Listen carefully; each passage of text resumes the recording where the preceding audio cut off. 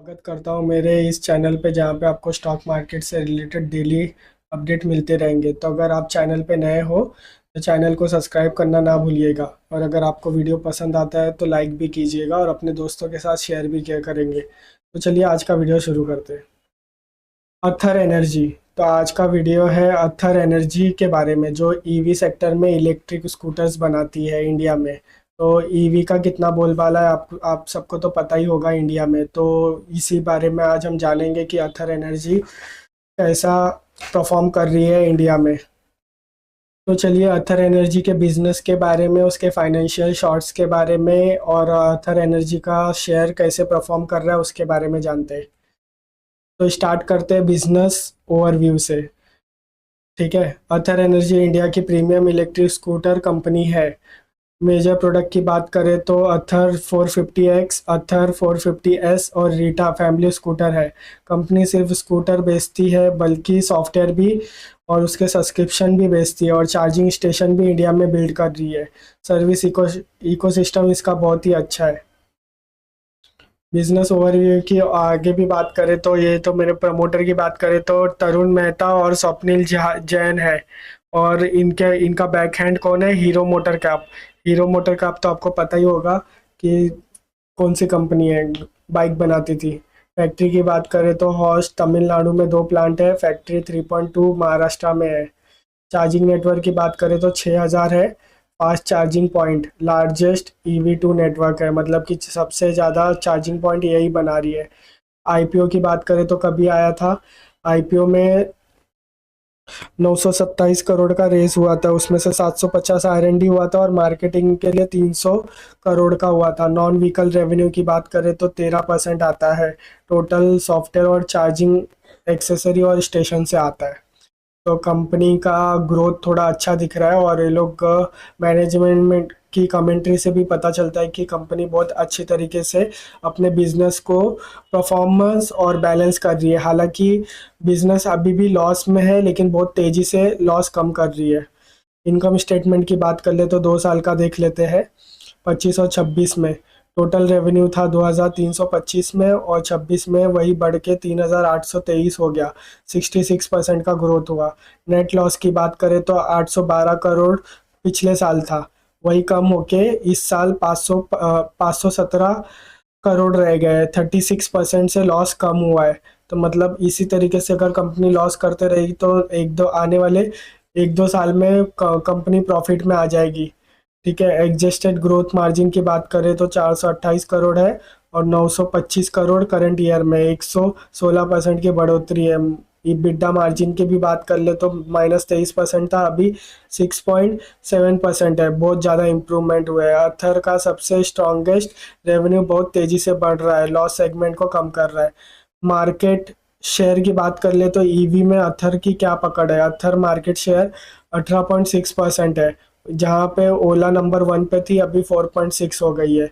मतलब कि इंडिया की थर्ड लार्जेस्ट कंपनी बन गई है ईवी स्कूटर में। अथर एनर्जी की रिजल्ट डेट की बात कर ले, जो अभी हाल ही में Q4 के रिजल्ट दिए थे वो भी हम देखेंगे। 4 मई को अनाउंसमेंट हुआ था।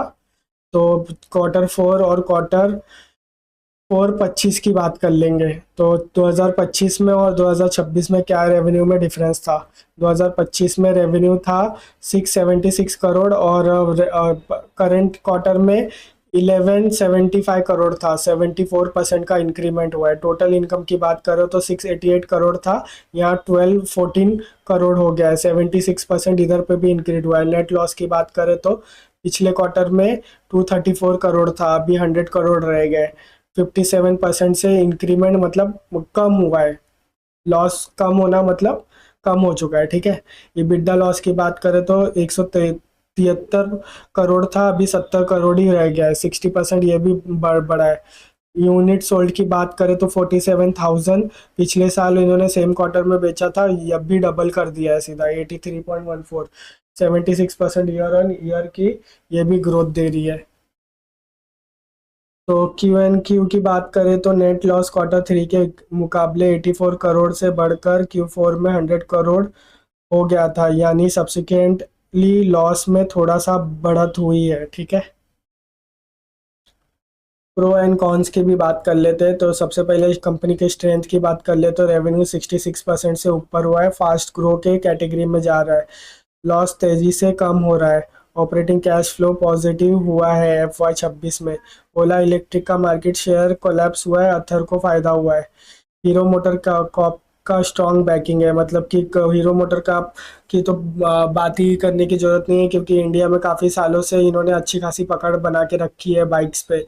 तो उनका बैकिंग भी अथर एनर्जी को मिल रहा है, तो ये भी एक पॉजिटिव सिनेरियो है। Premium brand plus technology leadership है। रिट्सा से मिडल इंडिया में पेनिट्रेशन है।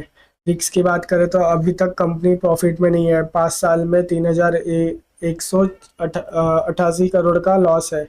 वैल्यूएशन बहुत एक्सपेंसिव है, PB 40x है। और चाइना इंपोर्ट से डिपेंडेड ही है, बैटरी पार्ट्स वगैरह। बजाज TVS हीरो से स्ट्रॉन्ग कंपटीशन मिल रहा है।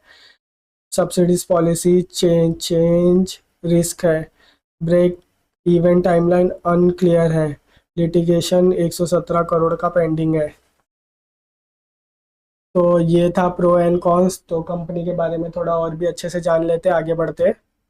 अथर एनर्जी का समरी शॉर्ट की बात करें तो शॉर्ट स्टोरी क्या है, 2026 में कंपनी का रेवेन्यू 66% से बढ़ा है, जैसे कि मैंने बताया 812 करोड़ से घट के 517 करोड़ का रह गया है। 2.6 लाख यूनिट बाइक बेची गई है, 69% की ग्रोथ है। सबसे इम्पोर्टेंट ऑपरेटिंग कैश फ्लो पहली बार पॉजिटिव हुआ है 31 करोड़ से, ठीक है। कंपटीशन में कैसा है, ओला इलेक्ट्रिक का मार्केट शेयर IPO के वक्त 39 था, जो अब सिर्फ 4.6% रह गया है, जबकि अथर 18.6 पे आ गया है। मार्केट शेयर कैप्चर कर रहा है इलेक्ट्रिक स्कूटर बेचने के चक्कर में। मेन कंसर्न की बात करें तो कंपनी ने अपनी शुरुआत से आज तक कभी प्रॉफिट नहीं किया है, 5 साल में 3178 करोड़ का लॉस ही किया था। यह एक हाई ग्रोथ हाई रिस्क बेट है EV सेक्टर में। तो अगर आप ये कंपनी को बाय और सेल करने की सोच रहे हो तो थोड़ा सोच लेना, क्योंकि कंपनी में ग्रोथ भी बहुत तेज़ी से है और उसी तरीके से रिस्क भी है, ठीक है। तो बिलीव करने वालों के लिए इंटरेस्टिंग है, लेकिन प्रॉफिटेबल का वेट करने वालों के लिए अभी भी पेशेंस रहना चाहिए। स्टॉक का IPO 321 था, जो कि आज 937 रुपये पे चल रहा है। 1000 के ऊपर भी जा चुका था, ठीक है। एक साल में 192% का रिटर्न दिया है। तो ये था अथर कंपनी का शॉर्ट समरी। आगे और बढ़ते, एक इम्पॉर्टेंट चैलेंज की बात करूँ तो ब्रेक इवन के लिए कंपनी को हर महीने 50,000 यूनिट बेचने पड़ेंगे, मतलब 50,000 इनको स्कूटर बेचने पड़ेंगे, तब जाके ये प्रॉफिट होंगे। और ये सस्टेन रखने के लिए थोड़ा मुश्किल है।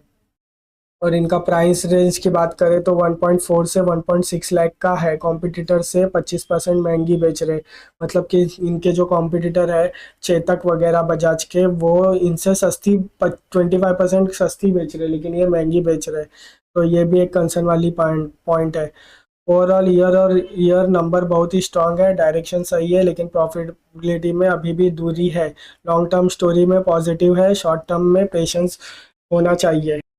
तो दोस्तों ये था अथर एनर्जी के ऊपर फुल कंपनी का एनालिसिस। तो आप मुझे कमेंट करके बताइएगा कि आपको एनालिसिस कैसे अच्छा लगा। अगर आपको भी इस एनालिसिस से फ़ायदा होता है तो मुझे कमेंट में ज़रूर बताइएगा। और आप ये भी बता सकते हैं कि आपको कौन से कंपनी के बारे में जानना है, उनका फंडामेंटल के बारे में अगर आपको जानना है, कंपनी का शॉर्ट्स रिव्यू स्नैप वगैरह जानना है, तो आप मेरे को कमेंट में बता सकते हो। अगर आप चैनल पे नए हो तो चैनल को ज़रूर सब्सक्राइब कीजिएगा, इससे हमें मोटिवेशन मिलता है।